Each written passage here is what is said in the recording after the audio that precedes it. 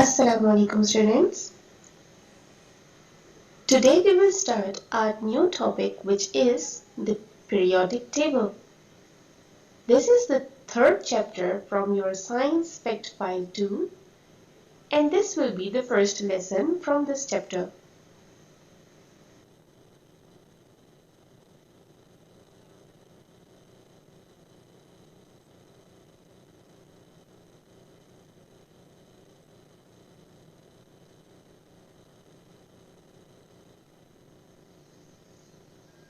In this lesson, we will be introducing you to some scientists who worked on the atomic model.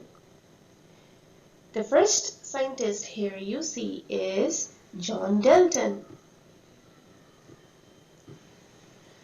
This is Mr. John Dalton. Mr. John Dalton was born in 1766 and died in 1844. During his life, he discovered that everything was made up of atom. It cannot be broken down into smaller pieces. Then we have Mr. J.J. Thomson. Mr. J.J. Thomson lifetime was 1856 to 1940. During his life, he discovered that atoms have subatomic particles such as electrons, protons, and neutrons. Mr. Ernest Rutherford. Mr. Ernest Rutherford was born in 1871, died in 1937. During his life, he discovered that there is a nucleus in the center of an atom by passing positively charged particles through a gold foil. The work of Ernest Rutherford was taken forward by Mr. Neil Bohr, 1885 to 1962. According to Neil, atomic model was presented in which there is a nucleus in the center and the electrons orbit it at a high speed. The same atomic model that you study today was introduced by Neil Bohr.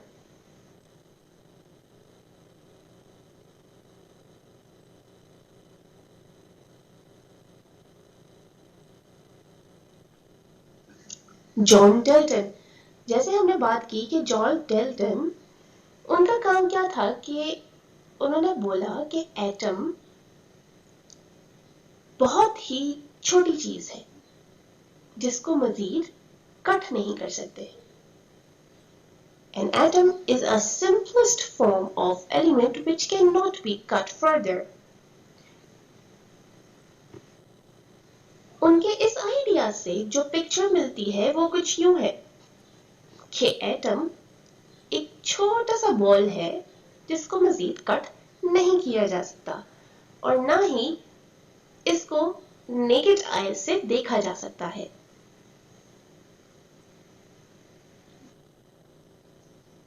JJ. Thompson और Joseph John Thompson, इनका ये कहना था कि नहीं, atom सिर्फ एक ball नहीं है बल्कि उसके अंदर बहुत सारे और पार्टिकल्स हैं जिनको नाम दिया गया था सब एटॉमिक पार्टिकल्स.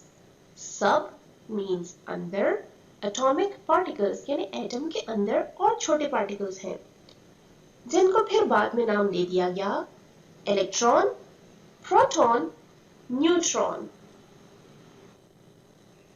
यानी अब जॉन डेल्टन के एक छोटे से बॉल से हम आगे बढ़े और हमने ये डिस्कवर किया कि इस छोटे से बॉल के अंदर भी सब एटॉमिक पार्टिकल्स हैं जिनको नाम दिया गया positive, I mean proton, neutron and electron.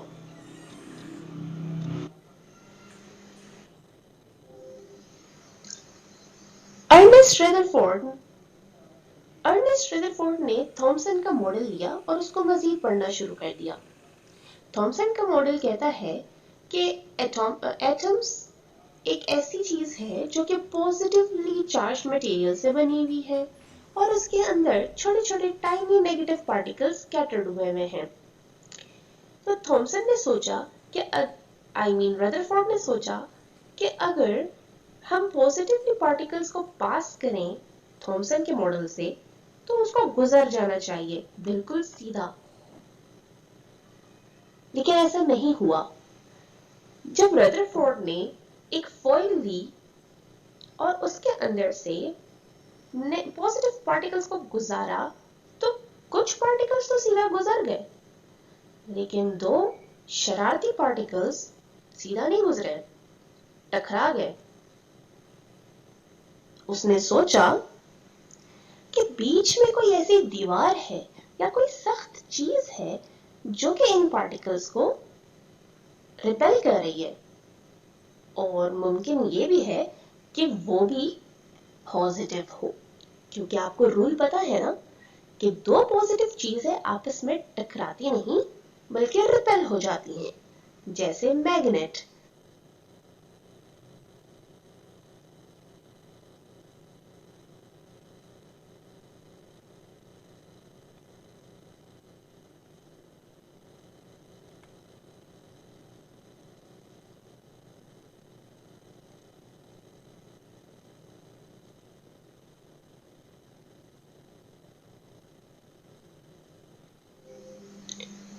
Nil Bohr 1885 to 1962। Ernest Rutherford का मॉडल पढ़ने के बाद नील बोहर इस मॉडल के साथ सामने आए और उन्होंने कहा कि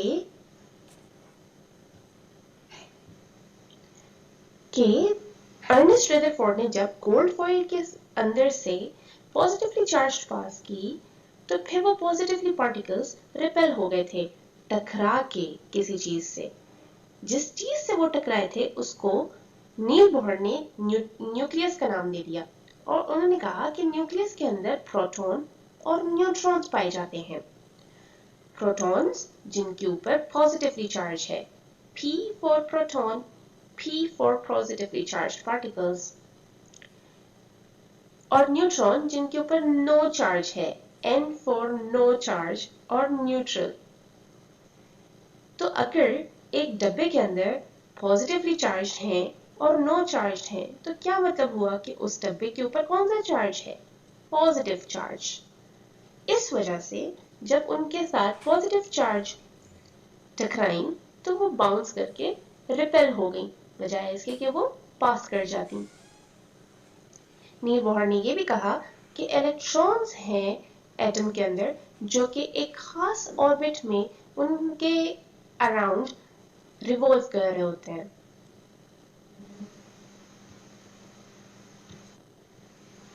So we can now conclude that Neil Bohr presented a model collaborating with Rutherford.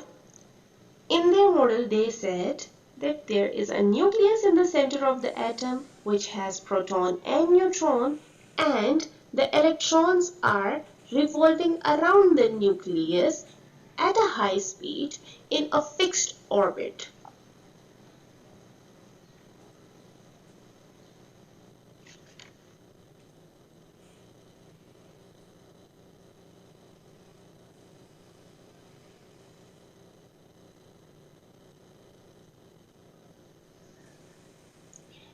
Chemical symbols. After atoms were discovered, they were given names. Every name has its unique symbol or nickname. लेकिन in short name या chemical symbol को देने से पहले scientist ने 4 चीजों को follow किया, जो कि 4 रूल्स है शॉर्ट नेम या केमिकल नेम देने के। जैसे फर्स्ट रूल था कैपिटल लेटर ऑफ एलिमेंट। एक एलिमेंट का बस कैपिटल लेटर दे देना, जैसे कि hydrogen H, carbon C। Hydrogen का केमिकल सिंबल H और कार्बन का केमिकल सिंबल C उनके नेम का फर्स्ट कैपिटल लेटर है। इसी तरह सेकंड रूल था कैपिटल लेटर देना, लेकिन उसके साथ उसके स्मॉल लेटर को भी देना। जो उसको फॉलो करता है। जैसे कि C को फॉलो कर रहा है A, तो हमें कैल्शियम का शॉर्ट नेम दे दिया Ca। H को फॉलो करता है E, तो साइंटिस्ट ने हीलियम का शॉर्ट नेम दे दिया He। अब आपके पास 2 रूल्स आ गए। फर्स्ट, कैपिटल लेटर दे देना, second, capital letter with short name. Third rule आता है कि कैपिटल लेटर देना है, साथ जरूरी नहीं कि उसको जो फॉलो कर रहा है वो शॉर्ट लेटर दिया जाए, स्मॉल लेटर दिया जाए, बल्कि नेम में कोई भी अगर स्मॉल लेटर है वो आप दे सकते हैं। तो साइंटिस्ट ने मैग्नीशियम का नाम कैपिटल लेटर के साथ ए की जगह जी को दे दिया, Mg। इसी तरह जिंक को Z के बाद I की जगह N दे दिया, Zn, zinc. 3 rules: capital letters, capital letter followed by a small letter, capital letter followed by any letter of the name. Fourth rule, a completely different name. जैसे iron, iron को symbol दिया गया Fe, क्योंकि Greek में iron को ferrous कहते हैं, ferrous से उन्होंने सिंबल दे दिया Fe। इसी तरह सोडियम, सोडियम को S की जगह नाम दिया गया Na, a completely different name। ये 4 रूल्स आपने मेमोराइज करने हैं।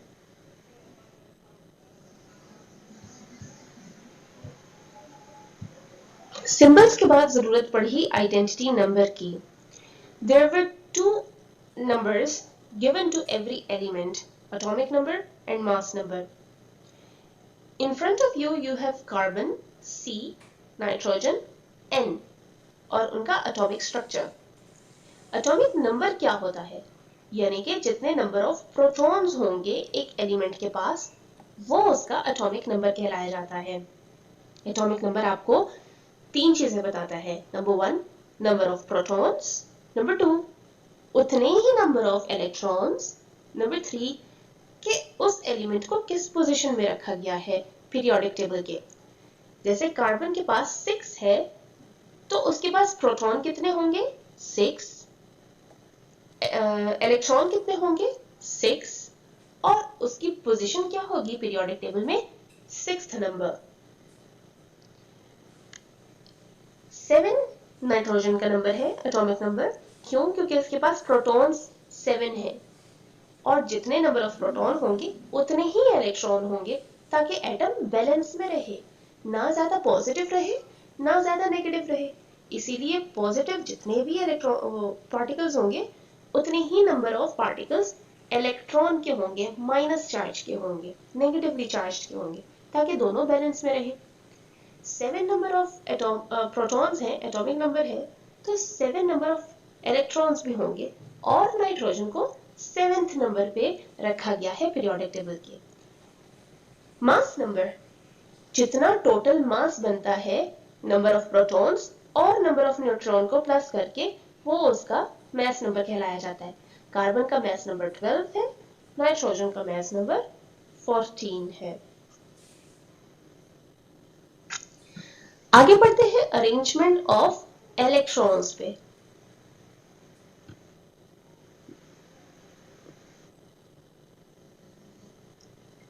इलेक्ट्रॉन्स की डिस्ट्रीब्यूशन एक एटम के अंदर कुछ इस तरह हुई कि शेल्स दिए गए। शेल्स का मतलब एक ऐसे रोड, सर्कल्स, जिनके ऊपर इलेक्ट्रॉन्स मूव कर सकें। ये शेल्स न्यूक्लियस के इर्द गिर्द पाए जाते हैं।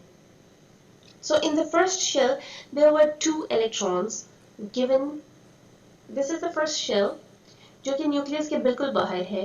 इसके अंदर 2 इलेक्ट्रॉन्स की जगह है, 1, 2। 2 से ज्यादा इलेक्ट्रॉन्स यहाँ पे नहीं आ सकते। अगर किसी एटम के पास 2 से ज्यादा इलेक्ट्रॉन्स हो, तो इसको एक और शेल की जरूरत होती है, जिसको हम कहते हैं सेकेंड शेल।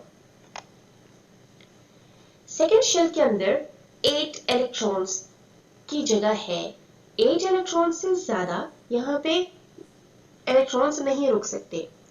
हाँ, 8 इलेक्ट्रॉन से कम रुक सकते हैं। 1, 2, 3, 4, 5, 6, 7, 8। 8 इलेक्ट्रॉन्स से अगर इलेक्ट्रॉन्स ज्यादा हो किसी एलिमेंट के तो उनको थर्ड शेल की जरूरत पड़ती है। थर्ड शेल में 18 इलेक्ट्रॉन्स की जगह है। 18 इलेक्ट्रॉन्स यहां स्टे कर सकते हैं और 18 से कम भी स्टे कर सकते हैं। तो अब आपको पता चला कि एक एटम के अंदर इलेक्ट्रॉन्स को किस तरह फिट इन किया गया है। फर्स्ट शेल जिसके अंदर 2 इलेक्ट्रॉन्स आ सकते हैं, जैसे कि हीलियम और हाइड्रोजन। हाइड्रोजन के पास एक इलेक्ट्रॉन है, तो उसकी डायग्राम कैसे बनेगी हाइड्रोजन की? न्यूक्लियस, फिर एक शेल बनाया और उसके अंदर आपने एक इलेक्ट्रॉन डाला। फिर सेकंड शेल जिसके अंदर 8 इलेक्ट्रॉन्स आ सकते हैं। ये उन एटम्स के लिए है जिनके पास 2 से ज्यादा इलेक्ट्रॉन्स हो, जैसे कि लिथियम के पास 3 इलेक्ट्रॉन्स होते हैं, तो फर्स्ट शेल में 2 और सेकंड शेल में 1 इलेक्ट्रॉन आ जाएगा। इसी तरह अगर 10 इलेक्ट्रॉन्स हो तब भी फर्स्ट शेल के अंदर 2 और फिर दूसरे शेल के अंदर 8, 8 + 2 10, तो 2 शेल्स रिक्वायर्ड होंगे। If an element is much bigger and it has electrons more than 10, then they need another shell, that is the third shell.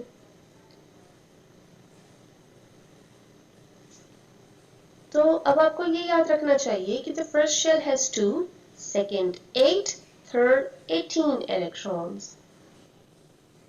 तो हमने बात की कि इलेक्ट्रॉन्स की अरेंजमेंट क्या है एक एटम में। पहले शेल में 2, दूसरे शेल में 8, तीसरे शेल में 18। तो हमको ये एक एग्जांपल ले लेते हैं, जैसे कि ऑक्सीजन। ऑक्सीजन का एटॉमिक नंबर है 8। इसका एटॉमिक स्ट्रक्चर बनाते हैं न्यूक्लियस। पहले शेल में होने चाहिए 2 इलेक्ट्रॉन्स। 8 - 2 = 6। अब बचे 6 इलेक्ट्रॉन्स। 6 इलेक्ट्रॉन्स को हम किधर डालें? तो हमने लिया एक और shell, second shell. Second shell के अंदर हमने 1, 2, 3, 4, 5, 6 इलेक्ट्रॉन्स फिट इन कर लिए।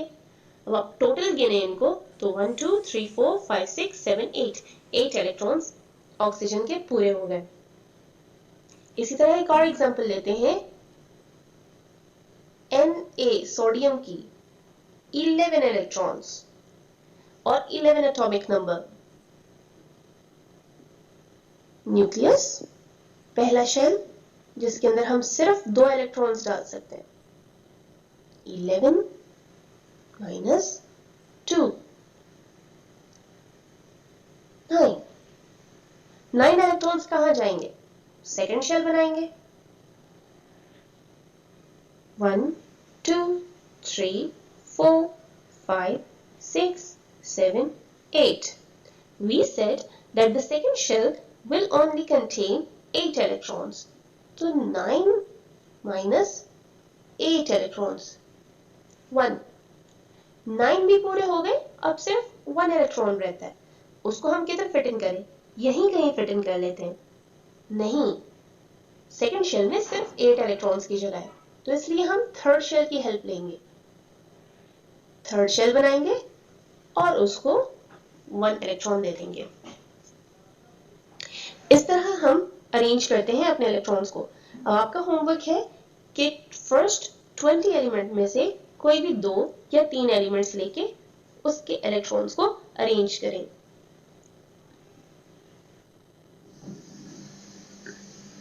Your homework for this week is number 1, complete test yourself on page 34 and 35. Number 2, draw atomic model for any 3 elements showing the arrangement of electrons as shown in the lecture. Till then, take care and Allah Hafiz.